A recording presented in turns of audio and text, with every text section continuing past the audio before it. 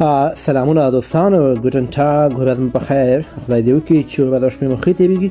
دوستانو په الماني ژبه باندې درې جملې زده کوو. ښایسته جملې دي، مهمې جملې دي. کولای شئ ویډیو مکمل وګورئ چې اوس زده کړئ.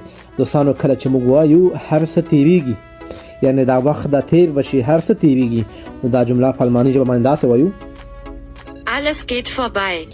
Alles geht vorbei. Alles geht vorbei، یعنی هر څه تیریږي.